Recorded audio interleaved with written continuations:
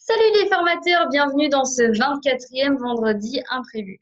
Dans cette vidéo, je vais vous expliquer comment réagir face à un événement extérieur qui vient perturber votre formation. Je vous donne le contexte, nous sommes dans une grande ville française à l'heure de pointe et dans une salle, un formateur va commencer son animation. Avant d'entamer l'introduction, il va faire l'appel, il va vérifier la présence de tous les participants. Pour cela, bien sûr, il va donner leurs prénoms les uns après les autres. Au moment où il fait l'appel, on entend un bruit de carambolage dans la rue. Un accident de la route vient d'avoir lieu. Le groupe choqué réagit à sa manière, bien sûr. Certains vont se lever et aller voir à la fenêtre ce qui se passe. D'autres vont se couvrir la bouche. Bref, le temps s'arrête. Le formateur préfère à ce moment-là ignorer complètement la scène. Il est débutant, il veut faire son animation, il veut faire sa formation et pour cela, il va se dire non, je ne veux pas du tout prendre en compte cette situation. Si un problème n'existe pas, je peux l'ignorer, je fais comme si ne rien n'était. Et c'est exactement ce qu'il va faire. Il pense que le problème n'existe pas. Donc, il l'ignore et il va poursuivre son animation.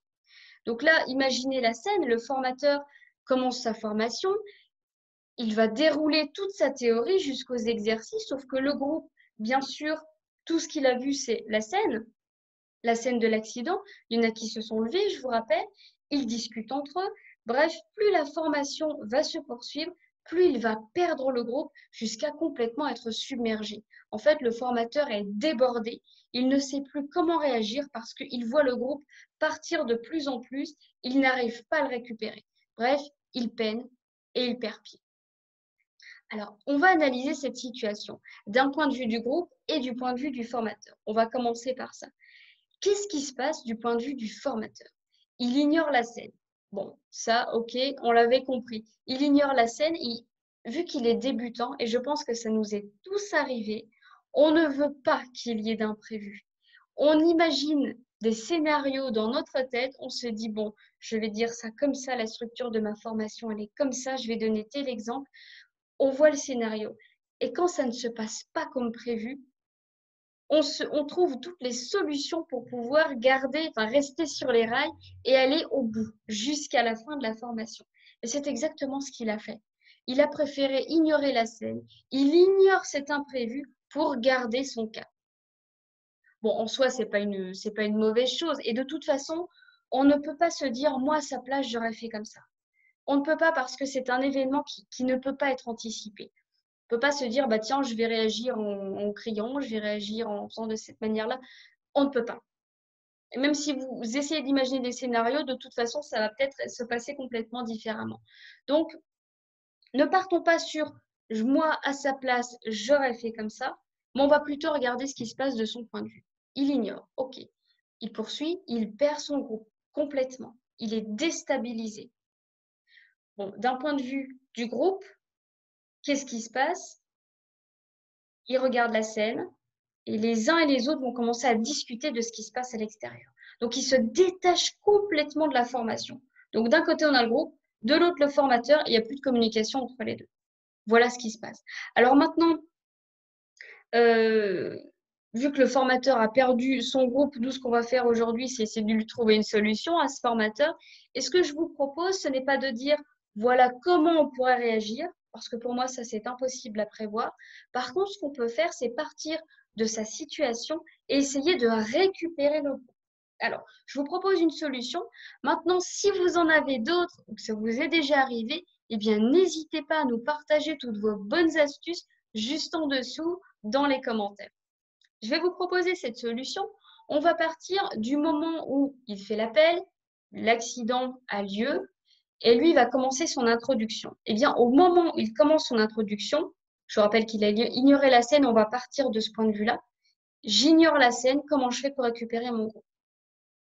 Eh bien, je vais commencer ma formation avec une petite phrase d'accroche.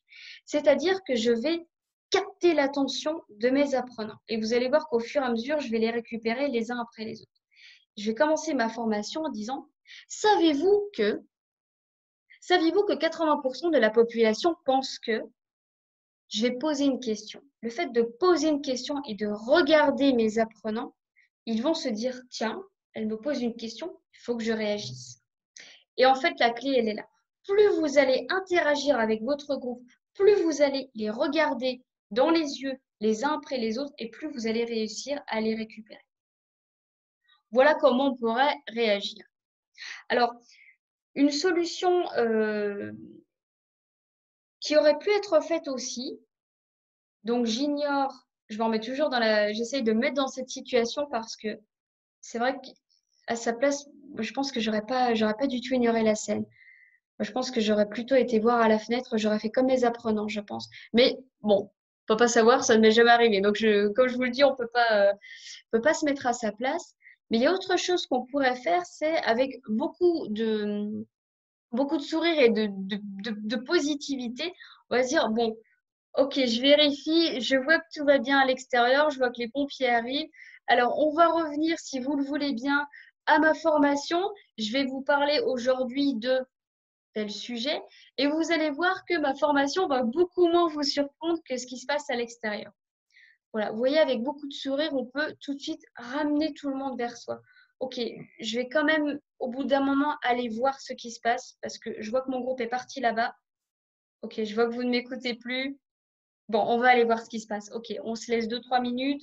Je vais voir si quelqu'un a bien appelé les pompiers. Ok, je vois que ça arrive. Allez, ok, on se reprend maintenant. On y va. Voilà, il ne faut surtout pas hésiter à un moment donné de se remettre en question, de dire, bon, ok, qu'est-ce qui se passe? Là, il n'y a plus personne qui m'écoute.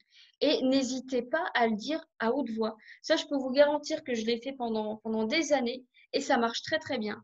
Et moi, je le disais de cette manière, c'est d'ailleurs un prof de mathématiques qui utilisait ça et ça m'a beaucoup marqué, donc je l'utilise également. Je vois que mon taux d'audience redescend et là, je ne parle plus. Et le fait de dire taux d'audience, bon, alors j'étais pas du tout dans le milieu de la télé, bah, du coup, les gens se disent, mais qu'est-ce qu'elle raconte? Et vu qu'il y a un silence, tout le monde s'arrête et on se regarde. Et là, je peux reprendre le fil. Donc voilà, ce sont des petites astuces comme ça qui peuvent être utilisées. Un conseil néanmoins qui est important, c'est de faire un débriefing à froid. Après votre formation, à la fin de la journée, il est important de se poser la question, qu'est-ce que j'ai fait? Comment j'ai réagi? Qu'est-ce que j'ai fait de bien? Et on commencera toujours par là. Qu'est-ce que j'ai fait de bien? Je me suis rattrapée après, j'ai fait ça, j'ai fait ça, j'ai fait ça. Et qu'est-ce qui aurait pu être amélioré? Sur quoi je peux travailler? Et n'hésitez pas à demander de l'aide à d'autres formateurs, comme là, on peut le faire, on se partage nos bonnes astuces, ou de demander l'aide d'un chef, d'un collègue. Bref, qu'est-ce que je peux travailler? J'espère que cette vidéo vous aura été utile. Si c'est le cas, eh bien, likez, téléchargez les 15 réveils pédagogiques qui se trouvent juste en dessous dans la vidéo. C'est pour vous et c'est gratuit. Et quant à moi, je vous retrouve la semaine prochaine.